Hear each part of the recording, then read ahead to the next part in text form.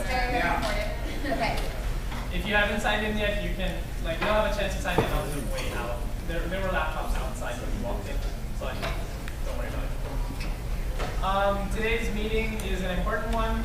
It's risk management. We have it once a year. Last year we had it in the spring, this year we have it in the fall. And for you to be an active member, you have to attend this meeting. So for all of you guys, thumbs up. Okay. So it's going to be a lot of information. I'll just start reading this slide. And there's a lot of information, so the more attentive y'all are, the quieter y'all are, the faster we get through this, the faster we get to pluckers. So keep that in mind. I know y'all do awesome. So, as required by Texas Education Code Section 51.9361 and the university, we are required to attend a student leader training program, which we did. And in addition, the law requires us to present the safety information that we learned to all our membership. So that's what this is. And I would suggest, since there's a lot of information and a lot of resources that we'll be telling you about, if you take out pencil and paper, there'll be phone numbers, email addresses, and things like that. It doesn't hurt to. Okay, not doesn't hurt. It actually helps a lot. So, okay. So basically, the university required us to receive training on these topics: drugs and alcohol possession and use, hazing, sexual assault and harassment, fire and life safety, travel, student behavior at events, and adoption of a risk management plan. These were the safety topics required to be covered under the law. In addition, the training we receive and are sharing with you is meant to be specific to registered student organizations. That's what we are. We're a registered student organization. And the majority of our presentation will be giving you the cliff notes of the training that we received. So let's start with number 1. The following section will discuss what constitutes hazing, while also discussing the potential issues and consequences of hazing. So according to the State of Texas Hazing Statute and Chapter 16 of the Institutional Rules on Student Services and Activities, hazing is defined as, that's what it's defined as, any intentional, knowing, or reckless act occurring on or off campus of an educational institution by one person alone or acting with others, directed against a student that endangers the mental and physical health and safety or safety of the student. For the purpose of pledging, being initiated into, affiliating with, holding office in, or anything related to an organization. So, as you read this, that definition, it is important to note that it does not matter if the act of hazing occurs on or off campus. It's still hazing regardless. It does not matter if your organization is registered with SALM. Although a UT student may claim that nobody forced me to do it, or the officers say that we didn't make them do it, the fact that there's a power differential between officers and non-officers, if I even suggest you do something that, because of the whole power, not that I'm saying I will, but you get the point. So the power differential makes it hazing. So under Texas state law, the fact that a person consented to or acquiesced in a hazing activity is not a defense to prosecution. A violation of the university's hazing prohibition renders not just the person inflicting the hazing, but also the person submitting and being subjected to hazing. This slide shows a few popular myths and facts about hazing, and well, you just read out the facts and the myths. The myth is that hazing is not a problem for sororities and fraternities. Fact, it's a societal problem. It's not just sororities and fraternities. Myth: eliminating hazing makes an organization just like any other social club. It makes it too easy for members to get in, which is not true, because if you really want to figure out who's dedicated and without hazing, you have to come up with,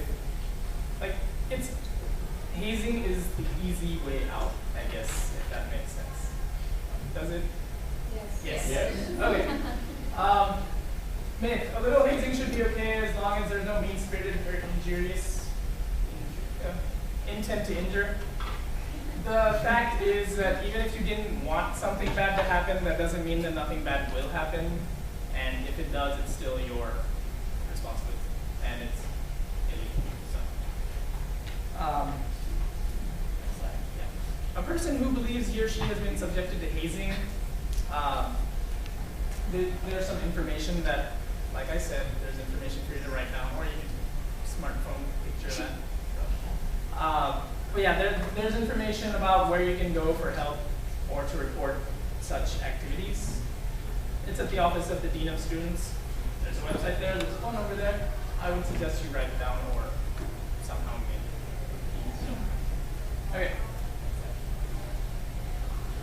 It is important to be aware that not only can our organization be held liable for criminal charges and university discipline, but individual members can face these consequences as well. So, individual discipline is that the Dean of Students may initiate disciplinary proceedings against a student accused of violating the policy. Keep in mind this does include the Haze-er and the Haze-e. Organizational discipline, same thing, but instead of punishing just the individual or individuals involved, the whole organization gets punished. Criminal and civil liability. Through a criminal process, the district attorney's office can investigate and press charges against the organization and the individuals. So it's not a small deal. It can quickly become a big deal. And for the next part, my co-chair, will take over.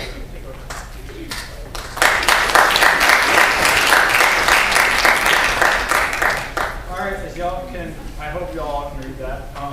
It says we're going to cover drug possession, use, and abuse.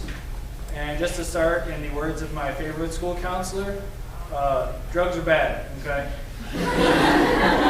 So, is there really a drug problem on college campuses? The use, possession, or abuse of illicit drugs, steroids, prescription drugs, and over-the-counter medications is not a new problem in the United States. What many people may not be aware of is that illegal use, possession, or abuse of drugs is also a problem on college and university campuses. Okay.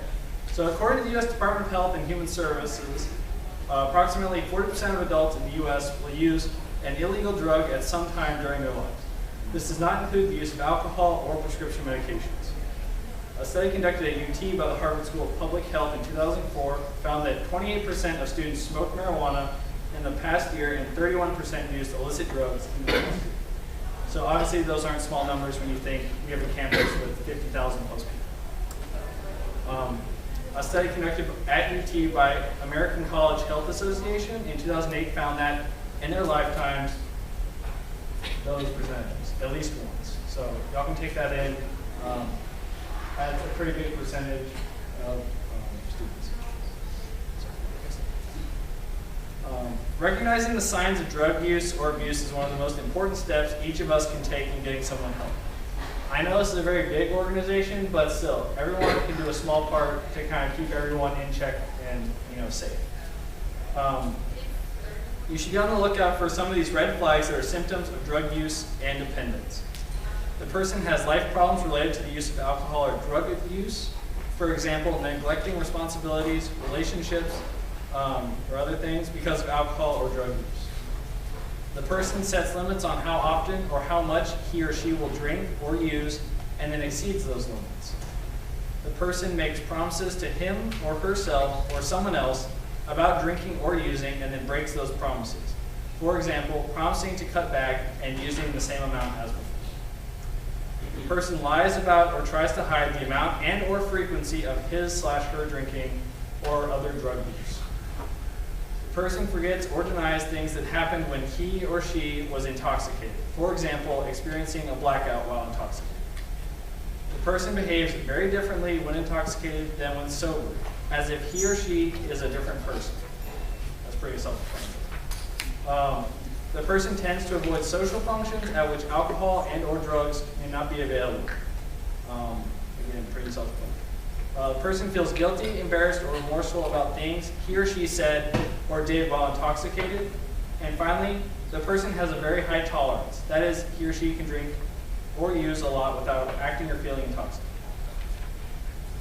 That is enough. All right. Possession, use, or abuse of illegal drugs or abuse of prescription and over-the-counter drugs can result in significant physical, psychological, and other consequences for the person as well as the family, friends, and others. In addition, the substance abusers soon fall into a potentially destructive pattern.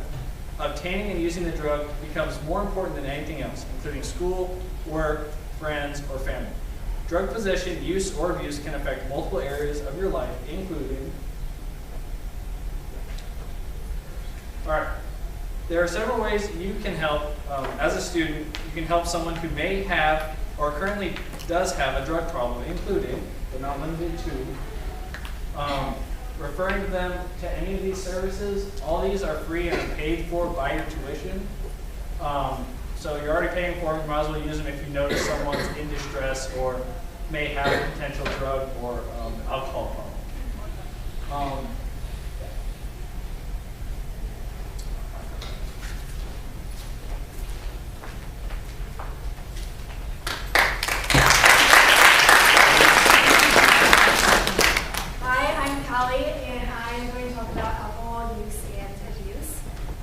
The objectives of this section are basically reviewing common problems associated with alcohol use and ways to avoid problems from happening. But also bear in mind that this organization is a dry organization, so we will not be serving alcohol at any events, but this is still important just in case you come across the situation. Alcohol overdose is potentially a critical medical situation if you find someone passed out and if they're semi-conscious and incoherent. There may be a medical emergency if someone is found vomiting without awakening or isn't breathing right or is kind of cold, clammy, or pale, bluish skin, and if they're having seizures and things like that. It's obvious that they're not in a good state. The first thing to do would be to call 911. And they'll ask you questions to help guide you through what to do to make sure your friend is okay until the professionals arrive, and then they can kind of take over from there. And also put the person in the mucus remover. And it's important just to stay with the person who isn't okay, just so nothing bad happens. Yes? What's the mucus remover? They lay on their side with their feet up and then, oh yeah, on their side, just make sure they aren't, so they don't vomit in their mouth or, yeah, pass out the other way.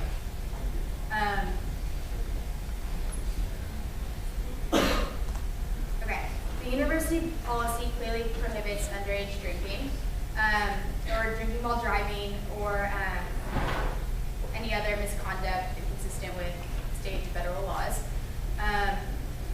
But it isn't as well known that individual students and student organizations can be subject to disciplinary action, even if it's off campus. And civil or criminal penalties could also be imposed. Under state law and university policies, ignorance of the policy doesn't protect you or your organization from disciplinary action. And you can always review university policies by going to helping more into that, presents that.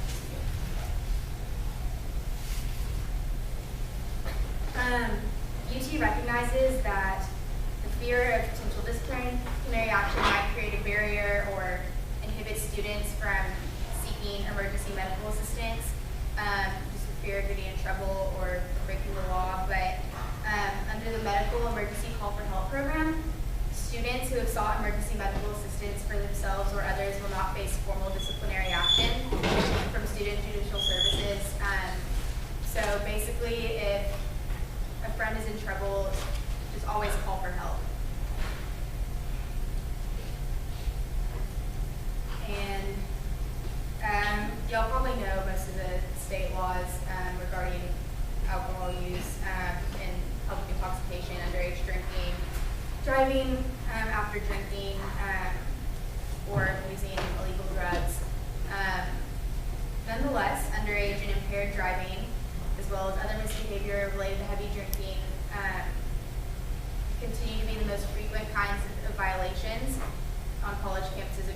country, including here at UT. Impaired driving is especially a problem because you are putting others at risk as well. And 70% of UT students reported to use a designated driver after a party, but there's still tolerant attitudes, permissive drinking and driving. And just make sure if you are a designated driver or you have a designated driver that they are not drinking at all. It doesn't mean they can just drink less. Also affirmative link.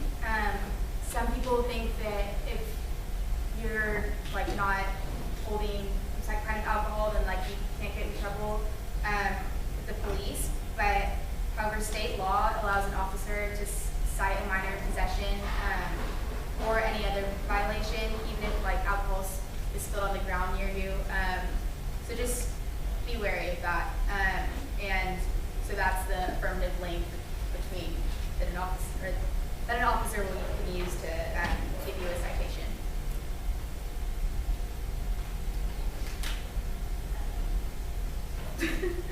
And here's a list of ways that you can protect yourself from getting in trouble due to alcohol use.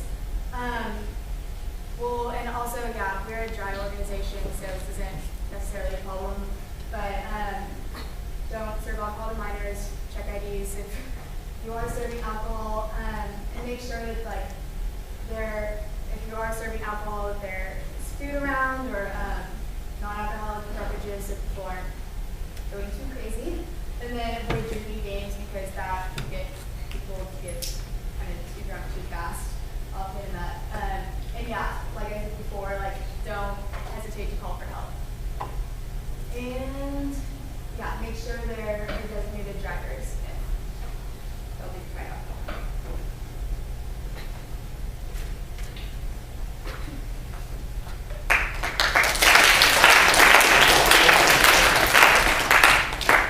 Okay, so now I just talk about reducing the risk of sexual assault.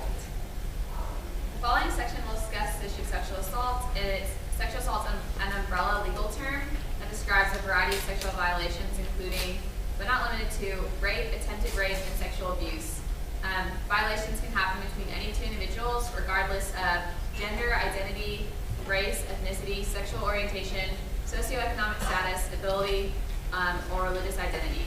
Sexual assault is never about love or attraction. It is instead about control and domination.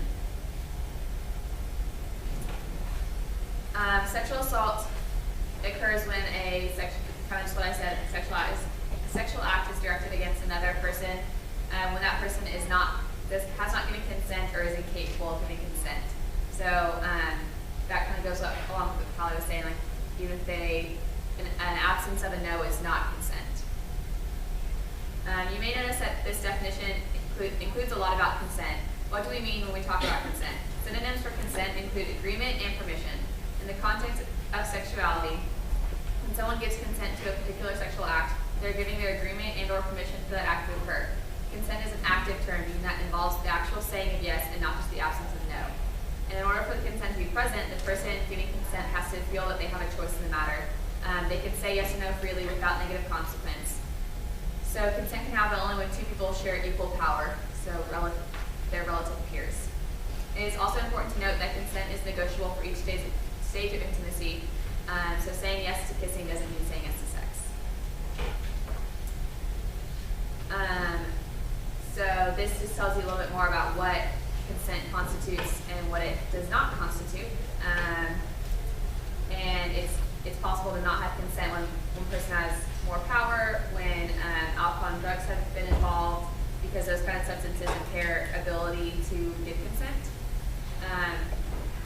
And again, consent is not something that is given out of fear, and it can become unclear under the influence of drugs and alcohol. While alcohol is the most frequently used drug to facilitate sexual assault, there are numerous others that can be easily slipped into someone's drink or into a group drink that is not being monitored. They can include GHB, or ketamine, which are often affect memory and the ability to control one's limbs and body. The use of any of these drugs to facilitate sex with someone constitutes sexual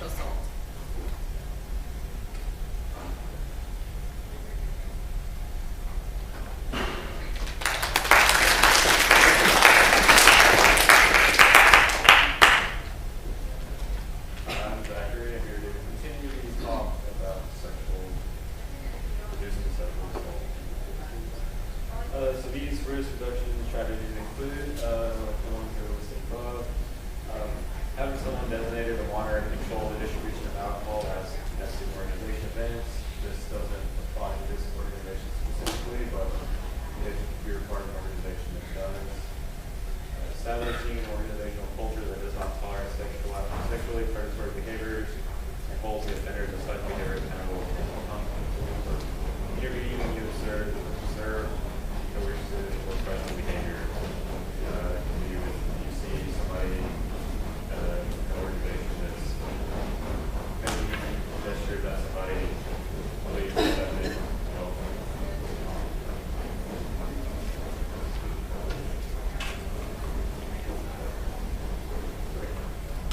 attending functions, parties, etc. with at least one other person that you trust. Agree in advance that you will arrive together.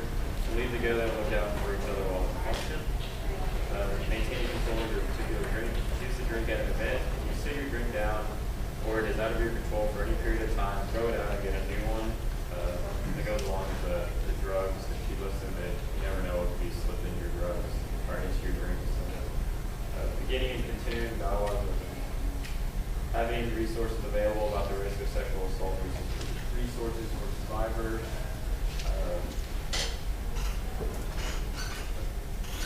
Now we're on sexual harassment and misconduct. Sexual harassment and sexual misconduct are issues that college students are susceptible more often than they may be aware. The following discussion points will give you a better idea of what constitutes this type of inappropriate behavior and how to respond if you are sexually harassed. So, sexual harassment is defined as a form of sex discrimination that involves the imposition of an unwanted condition or requirement on the continued employment or education of the victim. Sexual harassment is against the law and a violation of universal policies. Sexual misconduct is a conduct of sexual nature that, although not so serious or pervasive that it rises to the level of sex discrimination or sexual harassment, it is unprofessional and or appropriate for the educational and workplace environment. So where does sexual harassment occur? It can occur anywhere. That's one thing that people don't realize. It can occur on or off campus. It's not confined to a particular location. The number of incidents at a location reflects the amount of time students spend there. There are some statistics right there. So according to a 2006 American Association of University Women's Study, among college students that have been harassed, 39% were in dorm or student housing, 37% were outside on campus grounds, 24% were in common areas of campus buildings, 20% were in classrooms, 27% were somewhere else, someplace else, and 12% were sure where they were harassed. So again, you see these statistics, they can't happen anywhere at any time as well. So what do you do how to report sexual harassment if you are being sexually harassed or if you know somebody that is? The University of Texas at Austin is committed to maintaining an educational environment that is free from inappropriate conduct of a sexual nature. UT encourages students who believe they may have been subjected to sexual discrimination, harassment, or misconduct by university faculty, students, staff, students, visitors, or contractors to report immediately to their information. Dr. Latoya Hill, she is the assistant dean of students, also the dean of students. There's her number.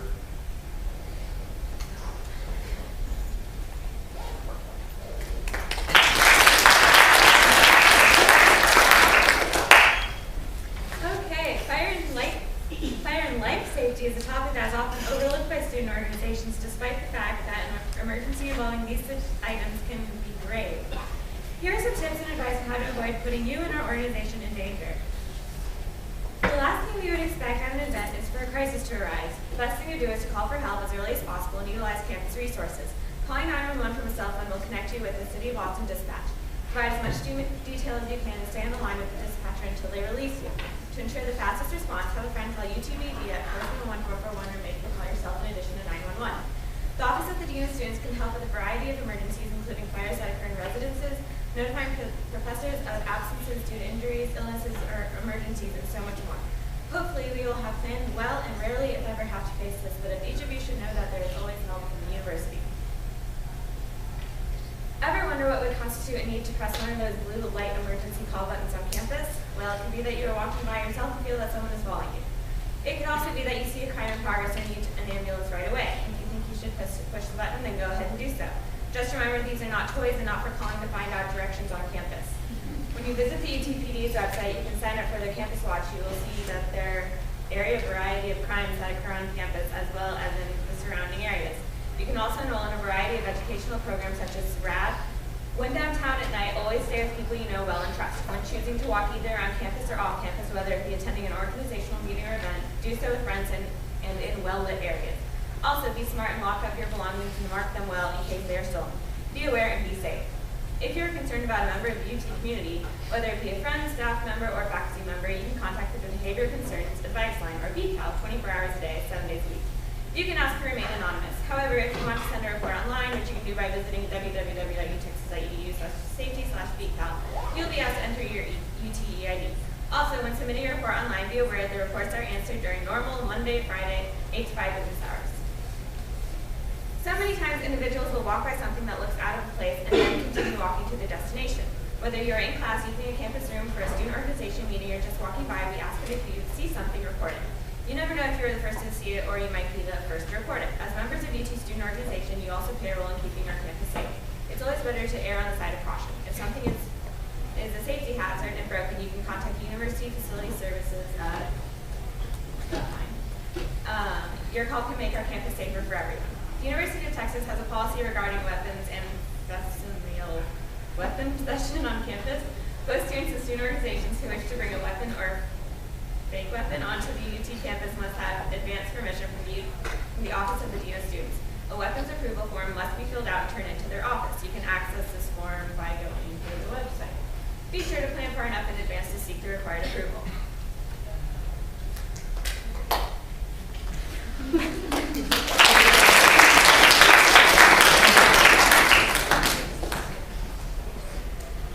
Hi you guys, my name is Jackie and I'm going to be talking to y'all about traveling with an organization. This section will go over information that our organization should take into account when planning a trip. Having a plan in the event something should happen, rather it be a tragedy or a simple flat tire, it's always great to take into perspective what may happen. There are two different types of domestic travel policies at the University of Texas at Austin. Depending on the type of student organization, departmentally sponsored or just registered, we are a registered student organization. The student travel policy for university organized or sponsored events located in the institutional rules on student service and activities applies to all travel more than 25 miles away from the main campus that involves sponsored student organization or enrolled students attending events or activities that are sponsored by the university. The student travel policy for registered student organizations, also located in the institutional rules on student services and activities, applies to all travel more than 25 miles away from the main campus in which a registered student organization requires the student members to attend an activity. The University of Texas at Austin supports and encourages international travel and is committed to the safety and well-being of its students, faculty, and staff when they participate in these activities. In accordance with directives from the University of Texas system, all UT students, including sponsored and registered student organizations, must comply with university travel policies for international destinations. It does not matter whether the travel is required for a member or what the purpose is of your organization's international travel. Your organization must have pre-approval from the international state before traveling to any international destination. Please contact 512-471-3065 for assistance. Okay. If an organization is sponsored by a UT department or college and members of the organization are traveling more than 25 miles away from the 40 acres, then they are required to obtain prior approval from appropriate UT administration and fill out the following forms. Student request for student travel authorization, release and indemnification agreement, medical authorization form, request for special event health insurance. If the registered student organization is requiring members to travel more than 25 miles away from the main campus, they are required to obtain prior approval from staff in the area of Office of Dean of Students and fill out the following forms. Information sheet for registered student organization travel, travel informational packet, release and indemnification agreement, medical authorization form. So basically the same thing. If you or another member of the organization are involved in an accident or other emergency, take the following steps to keep everyone safe. Stop immediately, call 911, assess the situation, decide what will be appropriate, fill out a police report, obtain the names and addresses of all witnesses, contact your advisor. All drivers and officers should have phone numbers for your advisor. Avoid making statements as to who is at fault, and contact the student activities and leadership development or student emergency services areas.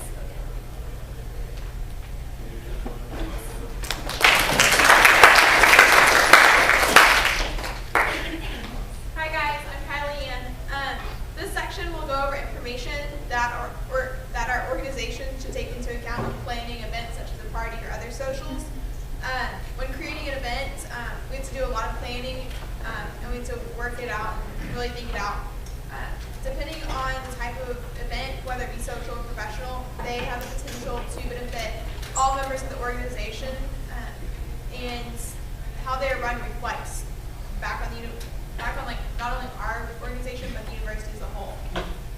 It is important as an organization to identify the types of events we will be conducting and their purpose, whether they're social, professional, intellectual, recreational, competitive, etc., etc. When planning an event, the university recommends that we consider the following tips. We choose events that reflect the values and beliefs of our organization and its members, invite people and groups that we know, appoint or designate event monitors to handle emergencies and other event details, appoint designated drivers, and posting an event while alcohol will be served, confront inappropriate behavior quickly and firmly, have emergency or crisis management plans in place, and review them with all members of the event prior to the event. Remember that the types of events we host are a reflection of our values. Some organizations decide to have theme parties, which, when handled carefully and thoughtfully, are perfectly fine. But when deciding on a theme, certain considerations must be made, such as whether this theme will degrade or demean a certain group of people. Will this theme exclude a certain group of members from being involved? Have the appropriate experts on the topic been consulted when choosing this theme? Things like that should be kept in mind to make sure a theme party is done right. A risky and potentially offensive event some organizations choose to host is to raise money, such as like a date or slave auction. While most organizations do this type of an event with good intentions, the result can be damaging to the organization and to the participants.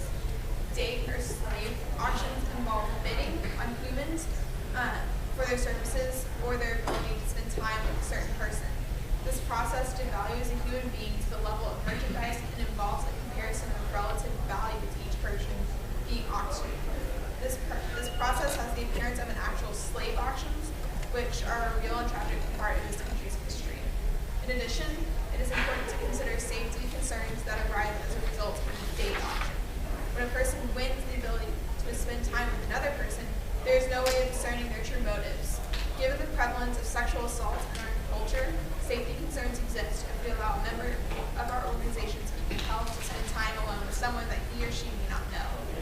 At UT Austin, equality, openness, and sensitivity are strongly held values. For this reason, and all of the reasons mentioned before, student organizations are encouraged to engage in more imaginative and feasible alternatives to these activities. Student org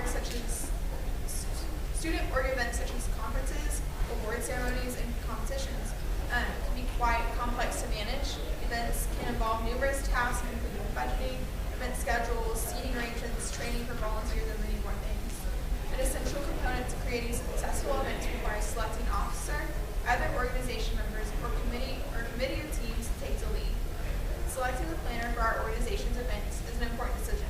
Qualities of good event planners or teams include the following: experience within the organization, excellent organizational communication and time management skills, the ability to handle stressful, fast-paced situations, and passion and a strategic vision. The institutional rules on student services and activities of Appendix C of the General Information Catalog outline the standards of conduct expected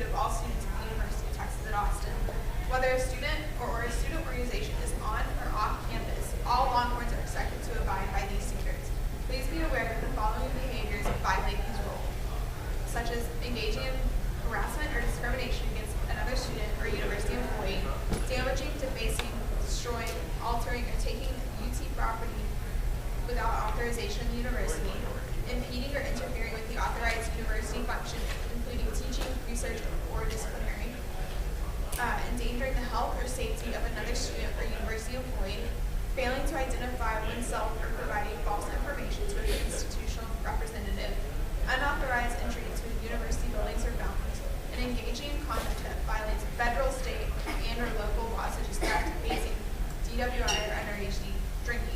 While the above list is not exhaustive, you can obtain a copy of the institutional rules on student services and activities by visiting our website, or you can call the Student Organization Center.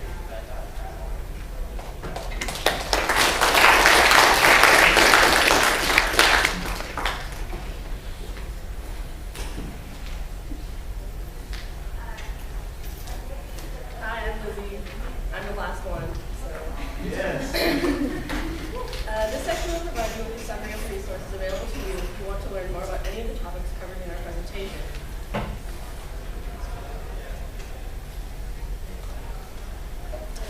Student activities in the Office of Dean of Students offer free wallet cards that cover student organization and personal safety resources. There are also content-specific web pages for each risk management topic covered this evening. You can access them by going onto the